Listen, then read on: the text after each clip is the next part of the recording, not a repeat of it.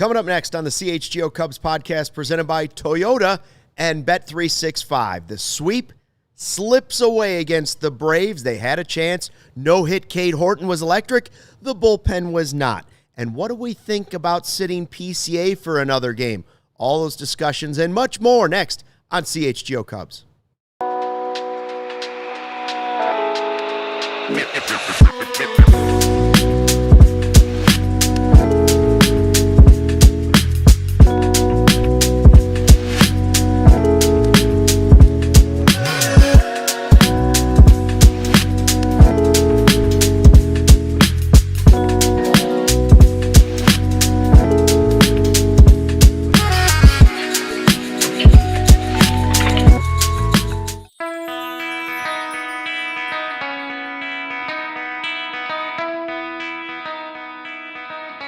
Hey, Chicago, what do you say? This is the CHGO Cubs podcast, driven by Toyota. Let's go places and Bet365. Whatever the moment, it's never ordinary. Use the code CHGO at sign-up. Well, this looked good, and then it didn't. 5-1 Braves. They win the series, but don't get the sweep over Atlanta. Luke Stuckmeyer, Joey Christopoulos, Justin Roman in the house tonight. He brought the ooey gooey brownies, which were 1-0 to start the game, and then the game went ooey pooey the rest of the way. I like that. See how I did that? Ooey pooey. But it wasn't the fault of the ooey gooey cake. No, my wife would be very mad. You blame it on her. It was. Thank you, Kenzie. It was outstanding. Luke really needs that cake, so there's no way that he's. I may have had 2 slices. Okay, you did actually. You did. Oh, it's factual. It's a fact. You had 2 slices. Well, see, there it is. Hey, before we get started, we're going to talk about everything. We'll talk about PCA. We'll talk about whether or not Horton should have come out. We'll talk about whether it was the right guy coming in. We'll talk about probably Sammy and D. Lee coming up, all the fun stuff. But we do want to talk to you about something that's special that's going on here at CHGO right now. Think of all your favorite athletes. Maybe it's Derek Lee, right? Every single one of your favorite athletes had a coach, a mentor, or a family member who believed in them first, somebody who saw their potential and gave them the confidence to go for it. That's what Big Brothers Big Sisters does every single day. They create those life-changing connections for kids in our community. So for the entire month of September, here at CHGO, we're partnering with Big Brothers Big Sisters of America to help fund their mission. Your donation ensures another child gets a mentor, a role model, a champion in their corner. You could be that champion. If you're watching us on YouTube, you can donate directly by hitting the donation button right on your screen. It's the little handshake button. If you're listening on the podcast, go to bbbs.org/allcity. Let's help ignite the potential of the next generation. Again, podcast listeners, that's bbbs.org/allcity. Any amount helps. If you can afford to do it, we appreciate it, and so do our littles, as we like to call them. Big Brothers Big Sisters is a obviously great organization. All right, we'll be doing that throughout the month here, and we appreciate any donations anybody can make. So we had a shot at the sweep. We had Justin Roman texting on the old text string on our phone saying, guys, by the end of the night, we could be 4 back. Yes. Justin, are you willing to concede yet that the division is over? I have a blue broom in my trunk in the West Loop in my car. I was going to bring it in and do like a little video, and my wife goes, don't you dare, because if the Cubs do lose by chance, it's going to be the walk of shame with this blue broom, and then people could blame it on you.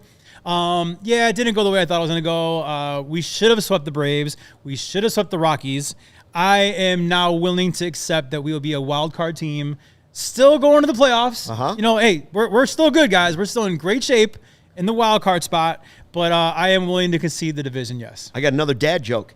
It's now the broom of gloom when you take it home. There it is. You can bring it in now anytime. All right, good. Right? It's the sweep broom or it's the broom of gloom. But it's frustrating because, the Rockies and the Braves are both not good teams, okay? Yes. The Rockies are worse, but the Braves aren't a good team either. And you had 2 chances to sweep 2 bad teams, and you failed to do so while leading both Game 3s. It's frustrating. Sweeping just isn't our style, boys. We follow trends as best we can, and for the Chicago Cubs, sweeping just isn't our thing. Yeah. And when you talk about, the broom and you talk about the gloom, I think that some of the gloom tonight goes towards, I feel bad for Cade Horton. Yeah. And we're going to get into Cade Horton in just a second, but it just sort of felt like you ever go to one of those off-Broadway plays and Cade Horton shows up and he's like, tonight your bullpen performance that usually would be Andrew Kittredge and Cole Thielbar and Brad Keller and Daniel Palencia will be played tonight by Ben Brown, Taylor Rogers, and So we had an understudy bullpen. we got the cast had the flu. It was the B squad tonight for the bullpen. Right. It was a bit of a B squad tonight for the lineup. Right. It would be nice that over the course of a 162 game season, you pick up a win at one point or another when you play your B squad out there. But the Cubs have been on the short end of the stick of that pretty often. And yeah, unfortunately, 2 out of 3 ain't bad. But it would have been nice to pick up a sweep, especially on a night when Cade Horton pitched so well. In the live YouTube chat here at the all-new CHGO Cubs YouTube channel, which, by the way, tell a friend, tell a neighbor, tell a total stranger, Timothy Wire says, sure, the bullpen deserves some blame, but 1 run and 4 hits isn't going to win a lot of ball games. Bingo. We'll get to that as well. Good point. Rob says, do you truly believe in this bullpen? I do. It's just got to be the right guys at the right time. The question in this game is, Horton went 5 innings. And was it the right time to take him out? And then were the right people used at the right time? Well, here's the thing. I'm totally with Craig Counsell taking him out with a no-hitter going after 5 innings because Cade Horton in a playoff series is more important to me than Cade Horton pitching 6 innings of no-hit baseball tonight. Yeah. And we got to start watching that. And again, I've said 1,000 times now in the last week or so, the division is over for me. They're making the playoffs. There's no sense in pushing him extra innings and using extra bullets in his arm. Yeah. So I'm cool with that. The question is, should Ben Brown have been the guy? Now, he was fine at first. The problem was he couldn't give you 2 because the matchups say maybe Pomeranz was looking at Harris. That's what you would like it to be. Could it have been a different set of pitchers just with an off day coming up? Right? Could you have actually gone for the sweep and put in your guys? If you're trying to get a sense of what the formula is for Craig Counsell, this seemed to be lined up perfectly for you get 5 from Cade Horton, 6th inning, you get Ben Brown, who, quality strikes we talk about all the time, a little bit all over the place, the fastball command, but able to get out of that inning. Really nice slider to get that Cade to end the inning. I was telling you guys, I don't know why he came back out for that 2nd inning. Yeah, you called it. We've seen from Ben Brown, he's a young player. I do think that he is ascending, but right now he isn't performing. Yeah. So when he's not performing right now, I just think his leash is probably the shortest it should be of any of the members of the bullpen. So him earning a 2nd inning didn't really make a lot of sense to me because, Luke, to your point, you get 5 no-hit innings. You're up 1-0. You get 1 inning. You get 3 outs from Ben Brown. Great. That now lines everything up for that Craig Counsell formula of the combination of 9 outs between Kittredge, Keller, Palencia, and Thielbar. And we've gone back and forth about maybe you don't need to use Palencia. Maybe tonight's a great night for Keller to get the save. Mm-hmm. But it seemed to line up like that tonight, and they brought Ben Brown back out for the other inning. The inning got dirty. You bring in Pomeranz, big blast. All of a sudden, you're down 3-1, and it gets away from you, and then you get off that formula completely. So it was lined up there for the Cubs to possibly steal this one 1-0. Yep. The offense needs to do more, Justin. Well, yes. But on a night with Cade Horton, it would have been nice to see your A-list guys come out of the pen to support him. But you know why it didn't? Why they didn't? For what I was just saying about why Horton came out. Because this was a game, you can even look at the lineup going into the game. This is a game where Counsell's already thinking about Friday. He's already thinking, all right, I can give Keller multiple days off here. I can give Palencia multiple days off here. I can give PCA multiple days off here. I can make sure that Horton is rested. He's thinking about rest because I think in his mind he really knows it's going to take something really crazy or special to win the division anyway. So he's already focused on trying to manage what's really important, which is the postseason. This one slipped away because of it. I know it's frustrating as a fan. It is, because there was a win sitting there and a sweep sitting there on a platter.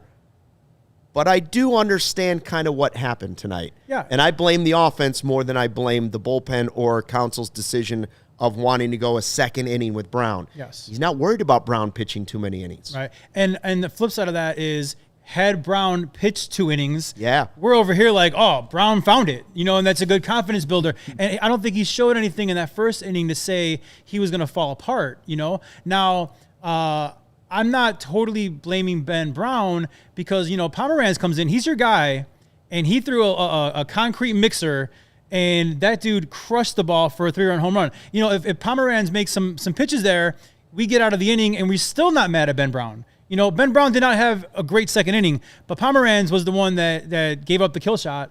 And that's, but again, the offense, I think, is the bigger problem.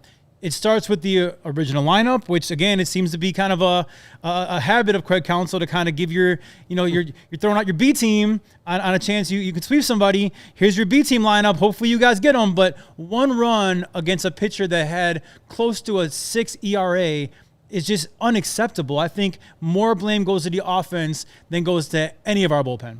If you're asking me, are you more worried about, somebody said you believe in this bullpen, are you more worried about the bullpen or the offense come postseason time? Because we all believe they're going there. Yep. That's a pretty good question. I honestly am saying the offense.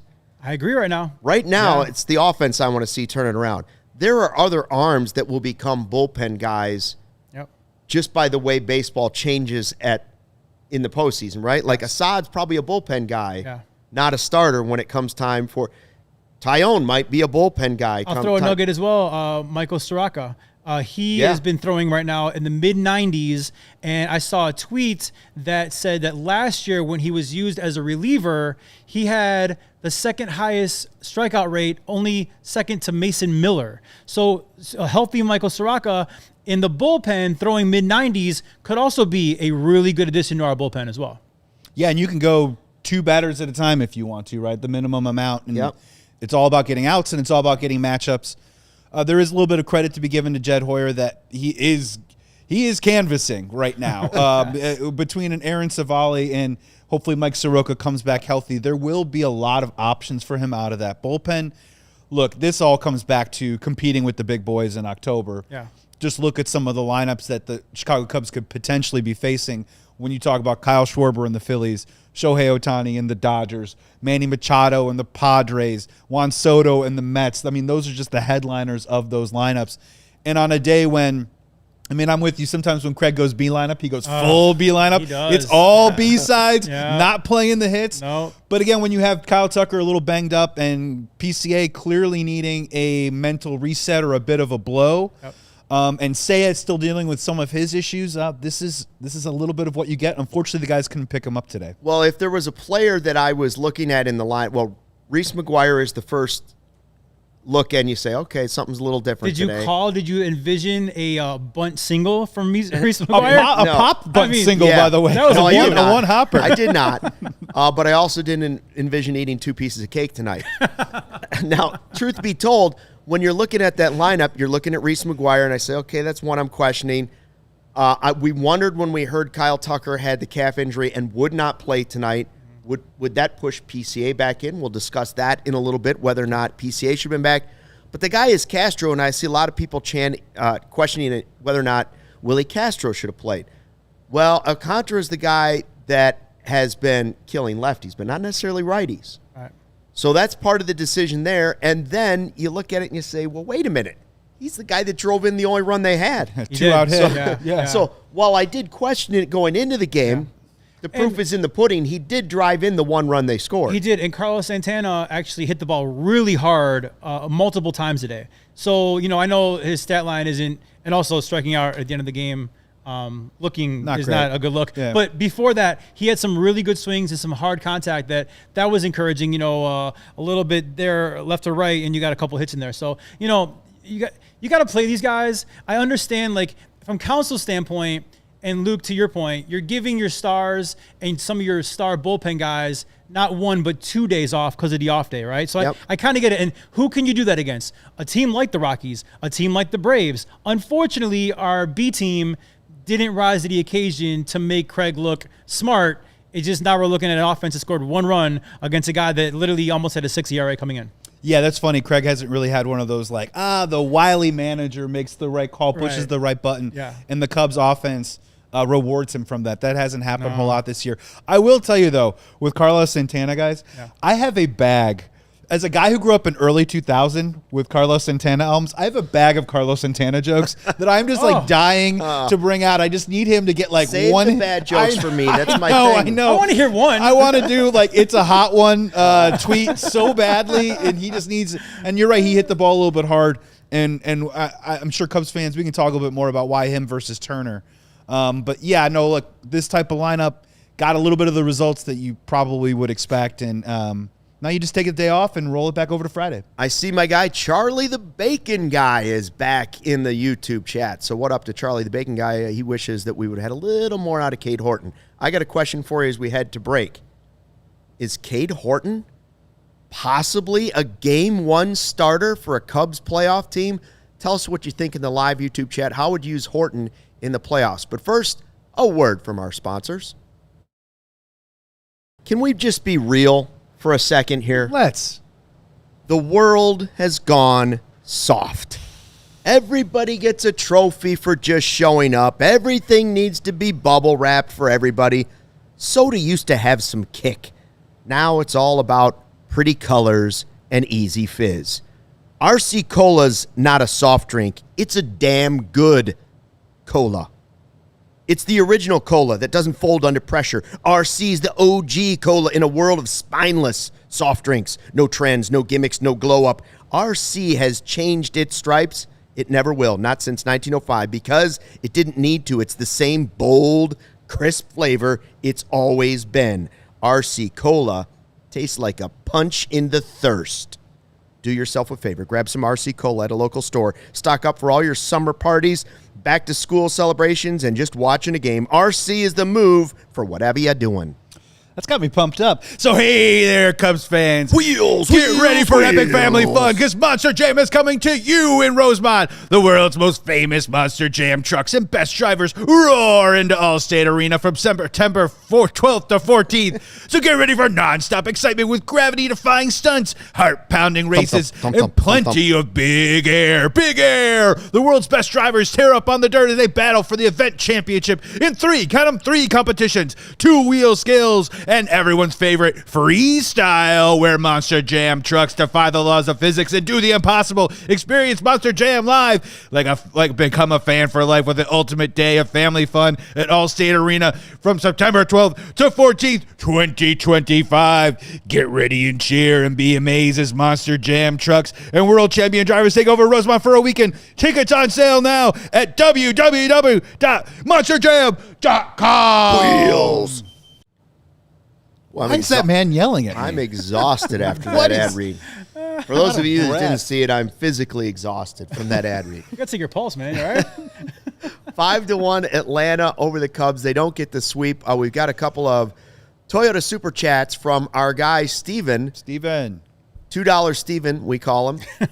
He says for $2, Horton deserves better. He can kick Brown's ass. Steven also says for $2, Ben Brown makes my blood boil. And for $2 more, Steven says Brown's command is as terrible as his attitude. I respect Steven because he could have said that in one comment, but he's like, you know what? We're going to go 3 separate ones. Yeah, he could have done 6. He's not a Ben Brown fan. We'll give you a free one. Steven is not a Ben Brown fan. I am a fan of what I'm seeing from Cade Horton. 5 innings, no hits, no runs, 6 strikeouts, 1 walks. Joey, the stat again, over the last 9 starts?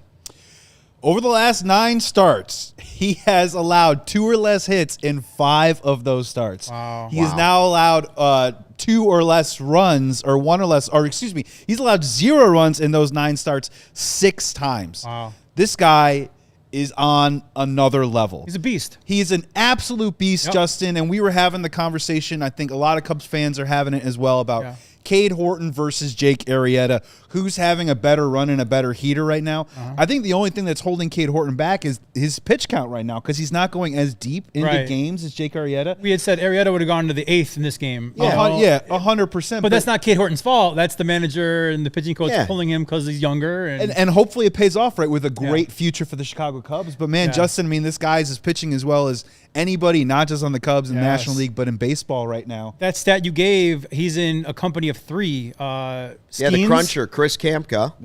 Marquee. Skeens and Skubal. I mean, like 8 and 8. Good that's names. A pretty good company to be in if you're Cade Horton. And I mean, Luke, you kind of teased it earlier. I mean, he is our best pitcher. Currently, he's our best pitcher. Now, body of work, what happens going in October? I think you can't name a number 1 starter today. No. But if I was naming it today, Cade Horton is my number 1. I mean, he is just he's unhittable. He's starting a series for you. 1,000%. Today, yes. Now we'll see. Again, he's pitching. He's more innings than he ever has, or at least in a long time. So we'll see how he holds up the next couple of weeks and going into October.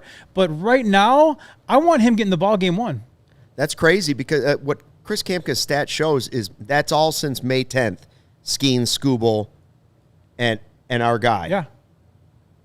That's the day he debuted. Since he came on. Crazy.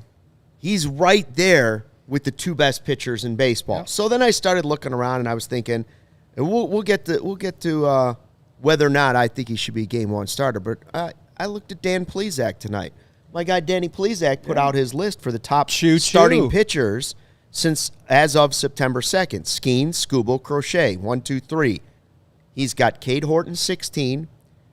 Matthew Boyd, number 22. So I shot off a little text message, name drop, Dan Plesac. I said, Danny, you might have to move him up. Did you watch? And he's like, he's very, very impressive. I said, yeah. Would you start him game 1 in a playoff series? Ooh, what'd he say? You'd have to consider it. Okay. And I said, if you're the manager, this is what I think it is right now. Yeah. But I don't disagree with what you're saying, Justin. I'm in this camp that this is becoming a discussion. It's one of the 10 big questions facing the Cubs as they push towards the postseason. That's one of them. Mm-hmm. Is it Imanaga, then Horton, then Boyd, so you break up the lefty-righty-lefty thing? Yeah. You don't have 2 lefties. Dan's leading that way too, but he agrees that it's starting to become a conversation that Horton has been so dominant, even though he has 0 playoff experience. And you got good playoff pitching out of Boyd, and you think that Imanaga can handle it. You think so, but like Japan is different than America. So like I say Horton and Imanaga don't have playoff experience in America. But if you look at Shota's numbers since he got here, he's been almost as good as anybody in baseball, right? Totally. Like it's a great problem to have. Yes. Boyd's been one of the great surprise stories of this season. I like the idea of splitting them, but if Horton continues this for like 3 or 4 more starts, they're going to definitely have to consider pitching him in game 1. I think this is a really fun conversation, and I don't know if there's a wrong answer because we're talking about it as of today, right? So these power rankings can change multiple times. I think we're all in agreement on this panel, and I'm wondering if the chat does too, is that I think Boyd is in that 3rd spot right now. If I had to start a series tomorrow, I will say I would go Shota Imanaga in the first game for a couple reasons. Let's pretend right now that it's a best of 5 and a best of 7, maybe not the best of 3 because it's a little bit more traditional. I think Shota Imanaga gives you an opportunity to pitch him multiple times in a series. I think Cade Horton, if it was that 3-game, whatever, that shortened wild card series, I love Cade Horton. If you win game 1, Cade Horton in game 2, I'm starting to feel really, really good about myself. Yep. But again, Shota Imanaga to me is just, he's so incredibly bankable. He will keep you in the game. If you want to talk about making a version of attempt to manage your bullets, bullpen-wise, starting Shota in the game, he will give you the opportunity to maybe go a little bit deeper, just based on pitch count, maybe not on merit or ability. That's a good point. And it does back up a little bit that you allow the rookie to go game 2 and kind of be, if Shota can be the hammer, or what is the phrase? If Shota is the nail, maybe Cade Horton is the hammer on a series. It's a fun argument to have, but I think it is fair to say, Justin, that is Matthew Boyd in your 3rd spot right now? Just recently, he's come back to earth a little bit. If it was first half all-star Matthew Boyd, right, different conversation. Yes. The second half, I'm not seeing he's a different pitcher right now. He's still very, very good, but he's not as dominant as he was first half. Horton is way more dominant, and I agree. Shota would be, listen, my heart tells me I want Cade Horton starting game 1 today, but my head is like, okay, no, it's Shota 1, Horton 2 for the reason we talked about, Luke, and then Matthew Boyd 3. All 3 very good pitchers, because what excites me is Matthew Boyd in the playoffs last year was awesome. Lights out. Lights out. So, he's the one guy that has the experience in our top 3 rotation. So that excites me a lot too. One thing I will say, Joey, is that, we pulled out Cade Horton in the after the 5th inning of no-hit ball in a regular Wednesday game here in September. We're not doing that in the playoffs. I would imagine That's Cade what Horton, Steven's asking. Why can if he only pitch 5 innings?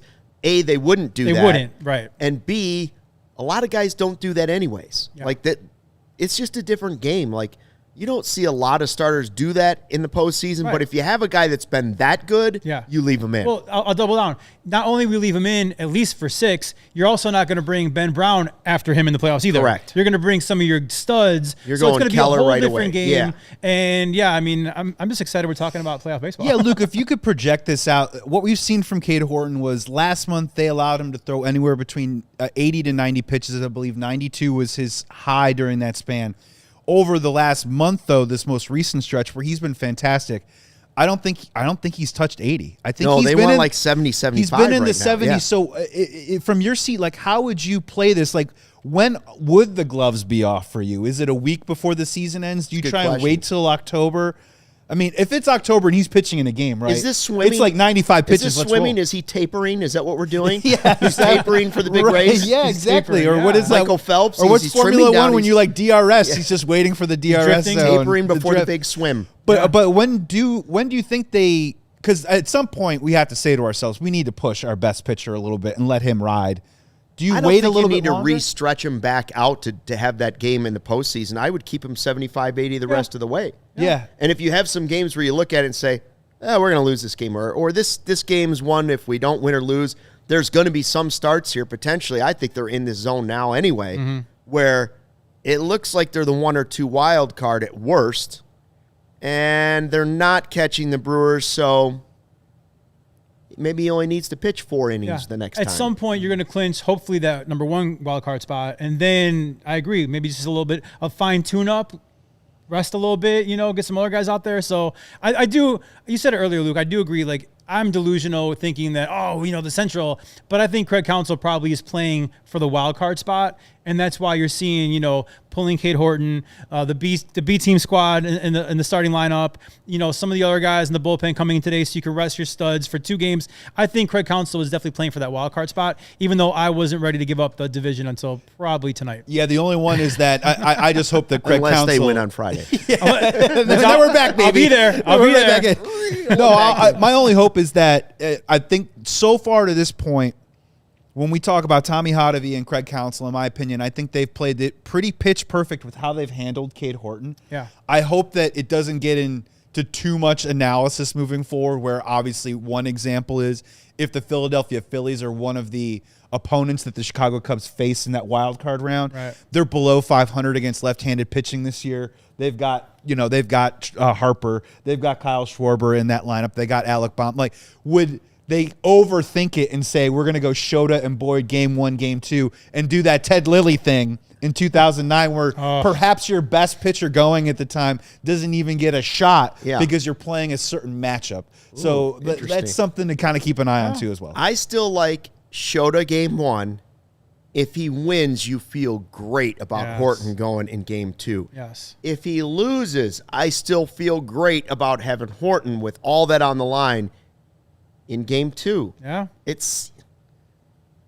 I think he has slid into 1 or 2. 1,000%. He was number 3, unquestionably. In fact, we sat here about a month ago and I said, well, wait a minute. If Tyone comes back and starts doing Tyone things, because he had, like 11 straight quality starts at one point. Horton, the question was, is Horton your 3? Right. Or is Tyone your 3? Right. Horton's been so great now that it doesn't matter what Tyone does. Totally, yeah. Horton has now moved up to 1 or 2 for me. And I'd say, statistically, Horton has moved up to number 1. Yes. Statistically. But, you got to be smart about it. And Shota is your over the past 2 years, he's been phenomenal. Like Horton's got a smaller sample size, but that small sample size has gotten pretty big, guys. I mean, we're talking about a pitcher who is, you say, came up in May 10th. I mean, he's been unreal. I mean, he's a game 1 pitcher in the future. Probably this year he'll be your game 2. I hope not 3 though. No, it's a great. I mean, no, the sample size is large enough. I mean, this is Cade Horton. This is a little bit of who he is. He's been so good all season long, and we've had this fun conversation about game 1, game 2. If it was a game 7 tomorrow, I'm probably pitching Cade Horton over any of them. 1,000%. You know what I mean? If it's like, tomorrow, right? Yeah. If it was tomorrow, we had to do a game 7. You had to pick one guy at full strength from this Cubs rotation. Who's hotter than Cade Horton right now? How do you say no to that? So this is what this kid has done to put himself in that position, and the future is incredibly bright for him and the Cubs. When his comparison since May is Skubal and Skeens. Yeah. I was going to say, not even the hottest pitcher on the Cubs, like one of the hottest pitchers in all of baseball. We have him. Plesac's got to put him in the top 5. He's got to move up from 16. Like, call up Plesac. I want to talk to Plesac here. On the ride home maybe tonight. All right. If I can get another piece of cake to go with me. All right. As we head to break, the question is, should PCA have played today? Or do you like what the Cubs are doing with Pete Crow Armstrong, trying to get him back on track? Let us know in the live YouTube chat. But first, a word from our sponsors. Hey, Chicago sports fans. Whatever the sport, the app to bet is Circa Sports Illinois. Circa Sports, it's sports betting the way it should be. Circa Sports Illinois has high betting limits, low holds, and exceptional customer service. Bet on all your favorite teams in every game this season. They've got spreads. They've got props, futures, in-game. Circa Sports has it all. Fund and bet like a pro from anywhere, anytime in Illinois. Chicago Cubs heading towards the playoffs right now, playing a bunch of teams below 500. Great time to get involved with Circa Sports. Chicago Bears, ever heard of them? Kicking off this Monday night against the Minnesota Vikings at home. Definitely, that might be worth checking out with Circa Sports Illinois. So download your new bookie today at circasports.com. Remember, you must be 21 or older, and if you or anyone that you know has a gambling problem, just call 1-800-GAMBLER. You can't have fall without a great tailgate, and you can't have a great tailgate without Omaha Steaks. Preach. Enjoy USDA certified tender steaks, juicy burgers, cozy and convenient comfort meals, plus tailgating favorites like wings, smash burgers, and big deli style franks. Right now during the Red Hot sale, you can get 50% off site-wide at omahasteaks.com. Plus, our listeners get an extra $35 off with the promo code Cubs at checkout. Every steak is perfectly aged. Grass-fed, grain-finished beef has more marbling for exceptional flavor. Omaha Steaks has been America's original butcher since 1917. A family-owned company with over 100 years of expertise in the meat industry. Get fired up for fall grilling with Omaha Steaks. Visit omahasteaks.com, 50% off site-wide right now during their Red Hot sale event. And for extra $35 off, use that promo code Cubs at checkout. Can't you just hear Peyton Manning? Omaha! Omaha! Omaha! That's 50% off. omahasteaks.com. An extra $35 off with the promo code Cubs at checkout.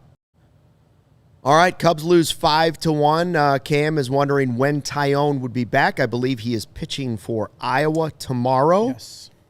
Thursday, the Cubs' actual off day, so we'll see how that goes. Hopefully that is good news for him. We'll hopefully get an update before Friday on what's going on with Kyle Tucker.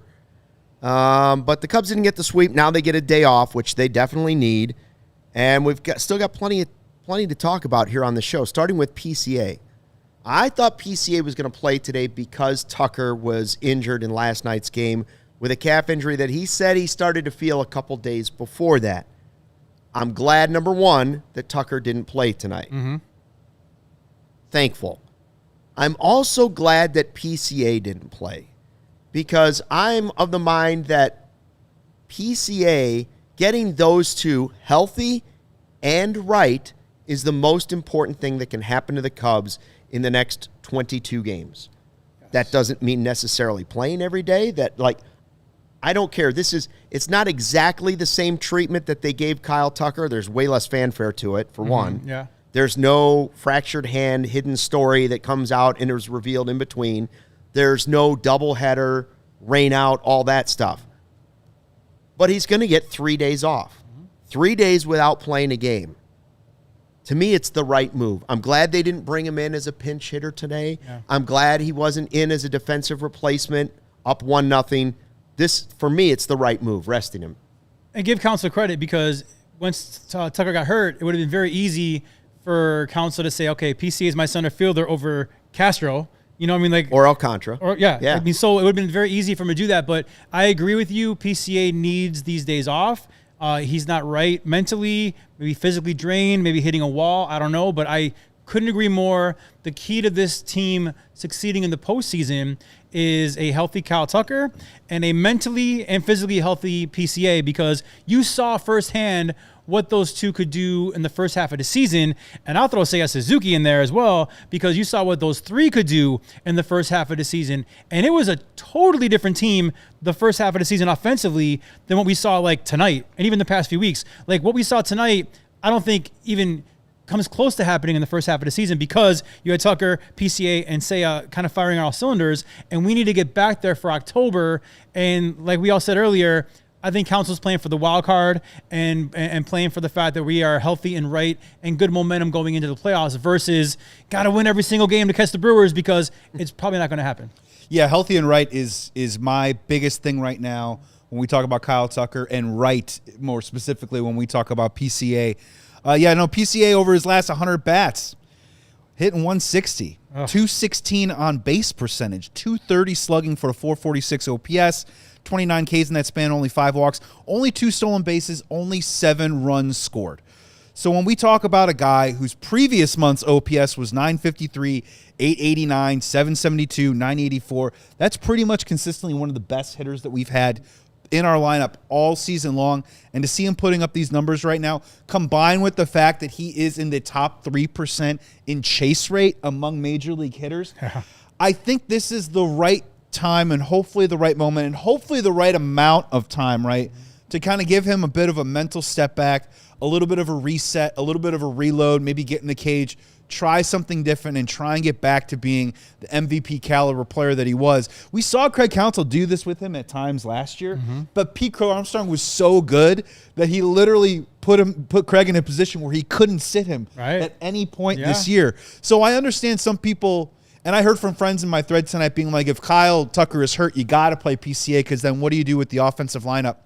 You do have to kind of treat these people on separate tracks, these players on separate tracks on different journeys throughout their season. And I'm glad that they're doing this right now.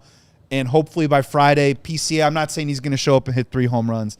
But again, we've seen it with Tucker. All it takes sometimes is a couple good at-bats, a couple good swings, a good mental reset, and then you can kind of get back to being the PCA that we all want to see. 3 home runs in 2 games would be nice. David Snyder says, Counsell just an eccentric, calm, I don't care jerk who sabotages every time he gets a chance to get a sweep with his weird lineup picks. I don't know if I would have a different opinion about PCA playing or not playing tonight and getting the 3 days off if, for instance, the Cubs were 1 game behind the Brewers, 2 games behind the Brewers. I might have a different feel for it, right? Yeah. But they're not. And they do have a big lead in the wild card. And I think they're going to be good enough that that's not going to matter. So that's why I've started to, like, I didn't care about the lineup really going into it. I noticed it. I thought about it for a little bit, but I wasn't upset about it like I would have been 2 months ago if I saw it. Yeah. It's the timing of it, and it's where they are and the reality of where they are. So now what I'm about to say also might contradict that a little bit. Okay. But hold on. What did Theo used to say? Every opportunity is sacred. You want an example of that? Look at the Atlanta Braves. Who didn't have the Braves in the postseason when the season started? Everybody had them picked. You thought Chris Sale was going to be healthy. You assumed it would be same old Braves. It would be Phillies and Braves back and forth, and they might be right there with the Dodgers. They're going nowhere. They're going home. So every time you look at this Cubs team and say, well, this is a building block season, and you can look at it and they're going to be right back here next year. No. There's no guarantee that Boyd's this guy next year. There's no guarantee that Cade Horton is this guy when the season starts. None of it is guaranteed. We don't have the same PCA that we had at the beginning of the season. So all bets are off on next season. You worry about next season when it gets here. If you've got a chance to get into the playoffs, you got to give it your best. I think they're in. So that's why I'm not worried. That's why I say I sound like a flipping bluegill on a pier, but I'm not. What I like about what the Cubs are doing is these tiny little moves that seem like nothing right now. They really do, right? It's a bunch of guys that are just floating around baseball, and you're like, how is this going to make a difference? It's Billy Hamilton being signed by the 31st, which means he could never play for the Cubs, or he could end up on a playoff roster in one series where they think stealing a base might be the difference in the series. He could pull his who's the manager of the Dodgers? Dave Roberts? Dave Roberts. He could have his Dave Roberts moment for the Red Sox. Stealing a base. For the Cubs this year and leads us to the World Series. Yeah. It could be absolutely nothing, right? But there he is. Aaron Savali, didn't see it coming. Carlos Santana, didn't see it coming. So I ask you the question, which of those three guys, Billy Hamilton, Aaron Savali, Carlos Santana, which is the most likely to somehow win a big game or big playoff game for the Cubs? Ooh. So I don't know if it's any of them, but which one is the most likely? So the one that's interesting to me, and I think a lot of people are scratching their heads and they're saying, why is Carlos Santana on this team while Justin Turner is also still on this team? In my opinion, and the numbers support this, but I think my opinion is based on what I think their thought process is when you get into October baseball, and let's just say it's the 7th or 8th inning, and you got to have a guy come up and pinch hit and have a professional at bat. The numbers on Baseball Savant back it up. When it comes to fastballs this year, Justin Turner simply hasn't gotten it done. His slugging percentage is in the 340s. His whiff percentage is 17.5%, somewhere along those lines. On the breaking stuff, he's been a little bit better, and off speed, he's been a little bit better. When you look at Carlos Santana, it's the exact opposite. He's done a little bit better handling fastball. His slug is at about 40%, so about 400. The off-speed and the breaking ball stuff is where Carlos Santana has had problems. So if you could just mash them together like some sort of centipede, you'd have a great veteran player off the bench. Yeah. So I'm wondering if they're giving him a tryout right now, because what do you see a lot of times? You see high velocity out of the bullpen. You see big-time four-seam fastball, and maybe they're trying to decide who's the best person to maybe fit that role. I mean, I want to say it's Carlos Santana, and then, of course, he came up tonight in a game when he couldn't have won the game, Justin, but 5-1, you get a base hit there, or if you just put that veteran, can we say one thing walk. Where it's like, if he would have had the walk, bases are loaded, you're down by 4, who comes up? Dansby Swanson. Against his former team. The theater, the storyline was there, and Santana ruined it. Yeah, there was little bubbles in the water. It wasn't boiling water, but there was like little bubbles there. So the Carlos Santana one I find to be intriguing. And Luke, really quick, you spoke a little bit about Craig Counsell. What did he say specifically about Carlos Santana? Oh, I about him joining the Cubs. I heard some quotes from him talking from Santana saying multiple teams were interested. He could have gone multiple places, but Craig Counsell was the only manager that called him and said, "I need you on this team." Now, he's worked with him before. Yeah. He's played for him before, but he was the only manager that picked up the phone and said, "Hey, man, come here. I need you on this team." A, I believe him, and B, I wonder, is that because he doesn't believe that Turner can get those hits that he hoped they would early in the season? Those two are going to compete for one spot in October. Doesn't that seem like it? Totally. Correct. I mean, doesn't it seem like they're that? not pinch running? No, you know what I'm saying? One of those guys is out. And I was going to say, like, on the flip side of the whole who can make the best impact, none of those guys could be on the roster at all. Because even like, Savale, I mentioned earlier, Soroka is rehabbing right now. And I think a healthy Soroka throwing mid-90s in the bullpen is a better option than some of the guys we have currently. Tyona's coming back. So Billy Hamilton, it's a luxury to have if you think it's the right matchup in the right series, but there's a possibility that none of those three guys could be on the playoff roster. Well, Savali's also an arm. Like, if he's not part of the postseason picture, he's part of the problem that's going on right now, trying to get some of the arms fresh for the postseason. Yes. Yeah. Limiting the amount of times, if you've given up on the division, but you're still going to hold on to the wild card, limiting the amount of times you have to use Keller before the playoffs. Limiting the amount of times you have to use Pomeranz or Theo Bar, yada, yada, yada down the stretch. Well, and you've said to yourself, we've gotten so much out of Colin Ray. I mean, how much Yeah. are you going to wring more out of him? Right. And what I would say, too, as well, when we talk about Craig Counsell, and I think this is actually a really fascinating time, where I saw some people in the chat about the eccentricities and the lineups and everything like that. Well, I think part of the criticism of Craig Counsell early on in the year was that he didn't do anything. He didn't show any emotion. He didn't fight back. He never got kicked out of a game. Now, granted, he's gotten kicked out of a couple games here and there. I'm not a big, rah-rah guy on that side of things, but we have documented evidence of whether it's the Kyle Tucker situation, the PCA situation that we're talking about now, even the lineups, even the way that he's going to deploy an Aaron Savale or how he uses up some of these bullets that, Justin, I think you're right. Maybe some of these guys won't even be in the postseason picture, but they'll be a part of the journey to get us to the postseason. Yeah. I think it is a little bit of a TBD because we're now seeing Craig Counsell push some of these buttons and make some of these moves. Whether these moves are correct is yet to be determined. So maybe the criticism, maybe bottle that up for a couple of weeks because we might be either saying Craig Counsell was right, he needed to sit down PCA. The Kyle Tucker thing so far, Justin, sitting him down, looks like the right move because he came back with a strong weekend. He did. So some of this stuff is now that Craig Counsell is making some of these moves and trying to be that $8 million a year manager. I mean, maybe we need to wait out and see a little bit if these moves turn out to be correct. The Kyle Tucker thing appears to have worked offensively for him. Now let's hope that same magic works for PCA because we need him now more than ever, especially, I'm not so sure Tucker plays on Friday. I'll be honest with you. I've been hearing the quotes, and I feel like there's kind of not the same story. So I'm not sure that Kyle Tucker is a slam dunk to play on Friday. We'll see. Yeah, my question for you, we did this last night, is if he doesn't play on Friday, that'll be, 3 games and a day off? Just and if he didn't play on Saturday, what are we doing here? Just IL the guy. What are we waiting for? Yeah, I know we have roster spots. I know we expanded rosters. True.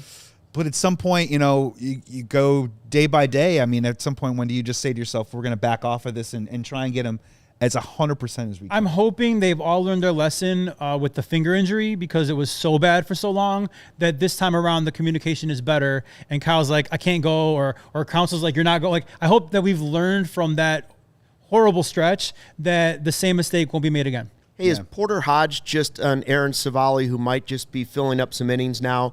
Or is Porter Hodge up and, man, if they could catch lightning in a bottle, wouldn't that be an addition to the... That. I think he's that because he's shown it in the past. Last year he was great. I mean, he's got the stuff. I mean, he was our closer. Yeah. And honestly, coming into the year, you probably thought he was gonna possibly be a closer. So I think that you're hoping to catch lightning in a bottle, and it's not so far fetched because last year he was that guy. And if he can get right, he looked really good tonight. And, I know last time out he wasn't so great, but bases loaded, nobody out, and then they only scored 1 run. So maybe something clicked and he right the ship a little bit. But he is somebody who could be a big weapon down the stretch and in the postseason if he can kind of get back his form that he had last year. Yeah, I'm rooting for Porter Hodge, but I would just say really quickly that I think he needs 3 really, really clean outings before we start kind of getting ourselves into that conversation. Yeah. Agreed. I mean, where his stuff is bam, up, down, that slider looks great, that fastball. He's pinpointing and commanding where he wants to. I would like to see that for a couple more outings before we start doing that. I'm glad we're on the same page. I didn't bring the water spray out tonight, but had you said tonight that's it, he's back, then I would have had to hit you with the water spray. On the podcast, or was it amongst us? I brought a blue broom in my car. Oh, you mentioned I did mention it. I said the broom of gloom. That's right. So had I brought that in, I would have encouraged you to spray the hell out of me for just being completely delusional. Luke would be smacking you with it, right? Yes. I mean, I would have put it on high stream. Yeah, because you're a little far away from I would have deserved it because that would have been pathetic.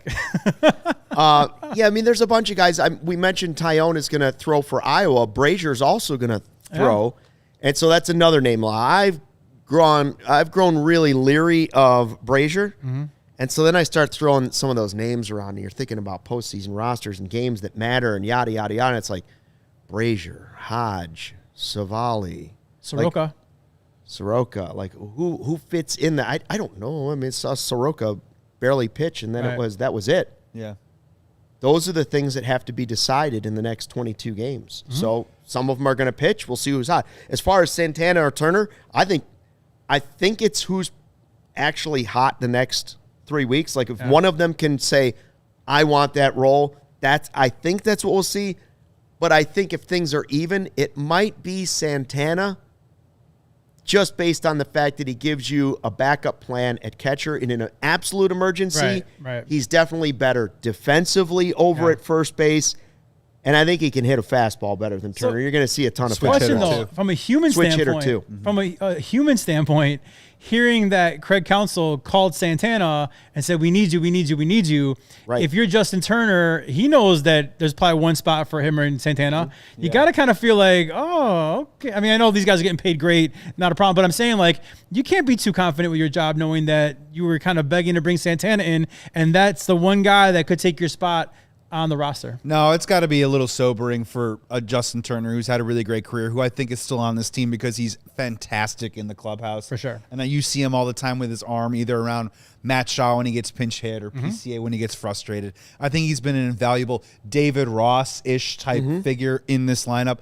But, man, Justin Turner tortured us for years on the Dodgers, right? With runners on first and second, and all of a sudden it's 2-1, and you're like, I'm not going to like how this is going to turn out. And Justin Turner absolutely smashes a fastball into the gap. He's not the same type of player, hasn't been able to take advantage of the same kind of pitch counts that he was before. And that's, it comes for us all. The end of careers can happen quickly. And, God, we've seen it with all the greats. All of the greats. He gave us a walk-off, though. He gave us a walk-off. Yeah. And he's had some big base hits. Yeah. Don't get me wrong, but the consistency and they're trying somebody else out. So clearly they're trying to see if someone else can do it a little bit better than what they've been giving. I think Joey just looked into his crystal ball and told us that he thinks in Game 7, Justin Turner will be carried off on the shoulders of his teammates. Wow. Oh, that's what I think I read it between the lines. I'm just reading between the lines. Real quick, before we get to Sammy and D. Lee coming up this weekend, how about the Framber-Valdez thing? I know it's not Cubs, but it was so unbelievable that it was like he waves off his catcher's telling him step off the mound with the bases loaded. He doesn't. He throws the pitch. It's a grand slam. Mm-hmm. He was not happy. His response, mixing up the catcher almost clearly on purpose. The catcher is thinking changeup, and he drills him in the chest with a fastball. Mm-hmm.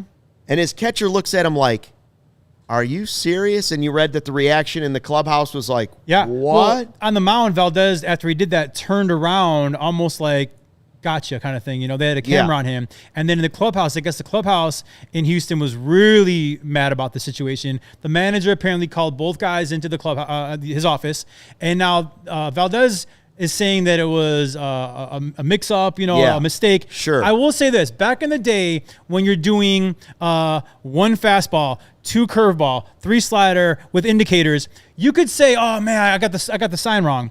Now with PitchCom, isn't it saying to you, like, fastball, slider? I mean, isn't it talking to you? Where, like, you really can't blame it on an excuse anymore because PitchCom is telling you where to throw. I think it was intentional. Not a very classless move by Valdez. You know what? You know how they could have solved this, Joey? All they had to do was bang some trash cans, and they would have known what pitch to throw to each other. All right, before we go, we got to do our Taking the Temp segment here. And what we're going to focus on is D. Lee and Sammy Sosa being honored. And your trusted local experts, Four Seasons Heating, Air Conditioning, Plumbing, and Electric. Visit fourseasonsheatingcooling.com for all your special offers and money-saving coupons. That's fourseasonsheatingcooling.com. What will be the hottest moment of the weekend with Sammy Sosa and D. Lee going into the Cubs Hall of Fame?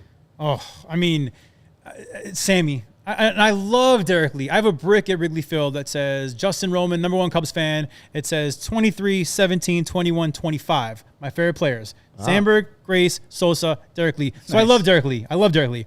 But for me this weekend is Sammy Sosa. I mean, I'm going on Friday by myself because they're going to honor Sammy Sosa. Now, I don't know if he's going to have a moment where he can, like, run out to the outfield and do his thing. I don't know what they're doing to honor him. But, like, I just want to be there because I told you before, Luke and Joey, Sandberg was my favorite Cub of all time, but Sammy was my second favorite Cub of all time. And I love that the marriage is back on. I love that he's welcome back at Wrigley Field. And I want to be there when they honor this man. So as much as I love Derek Lee, I think Friday, the Sammy Sosa game is going to be electric.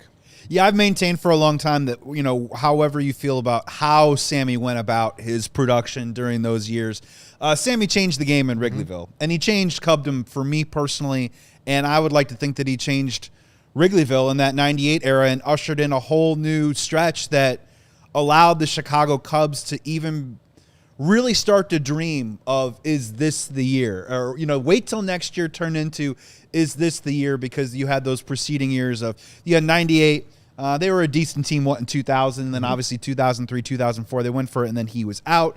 And yeah, Sammy, when you think about Ryne Sandberg, what I loved about him was that he was so incredibly talented, and he was athletic, and he was fast, and he was strong.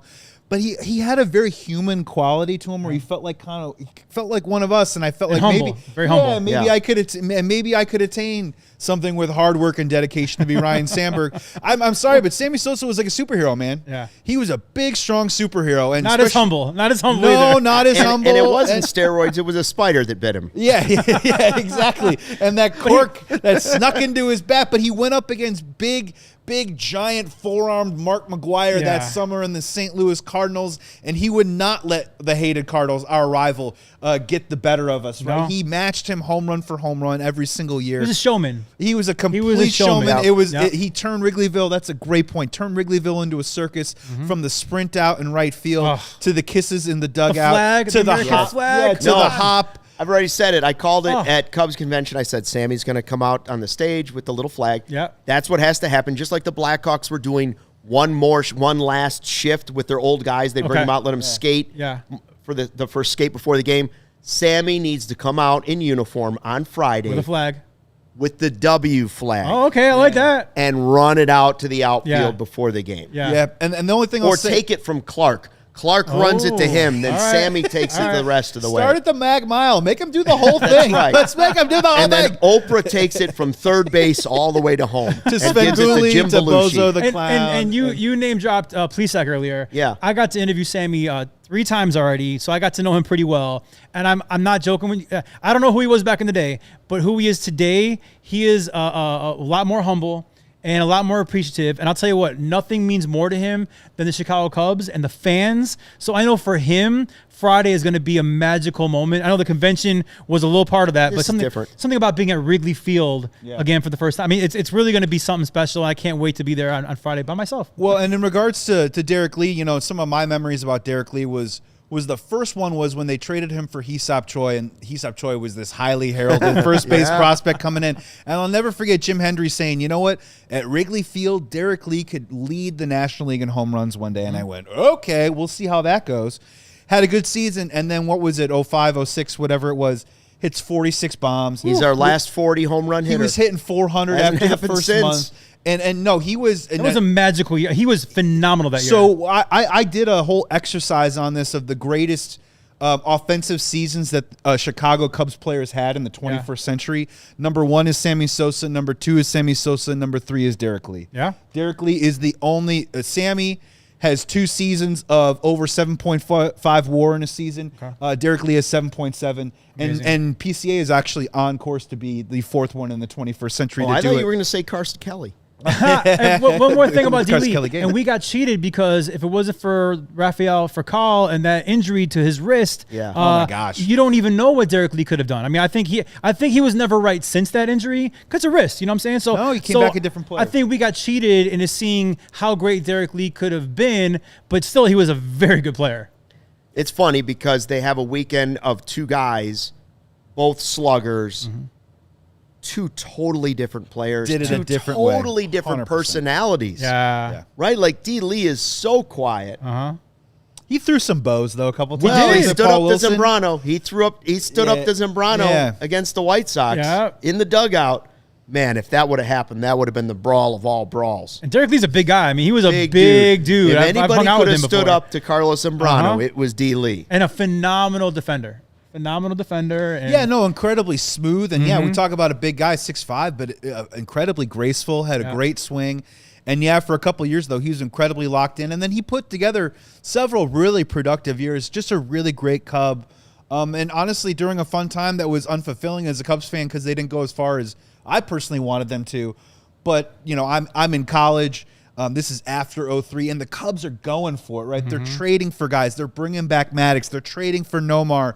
And Sammy was the start of it. Derek Lee continued it through that era, so it's great to see them both get that acknowledgement. Highly well-deserved. Yeah. I'll also be at Wrigley on Friday, so I cannot wait. We should meet up. I was going to say, 120 Club, you guys. don't have to be there alone because the Friday 120 Club will Hello. be meeting at Murphy's. My first one? Let's Me go. and Justin 10 a.m. Roman. Nice, bright and Friday early. 120 Club. We'll love talk it. Sammy. We'll talk Bears. We'll have a wonderful adult beverage cocktail. And then also, if you get a ticket through our 120 Friday Club, you get a chance to go into the game and hang out with Greg Braggs Jr. Maybe, just maybe. So, incredibly fun weekend. The weather is awesome here.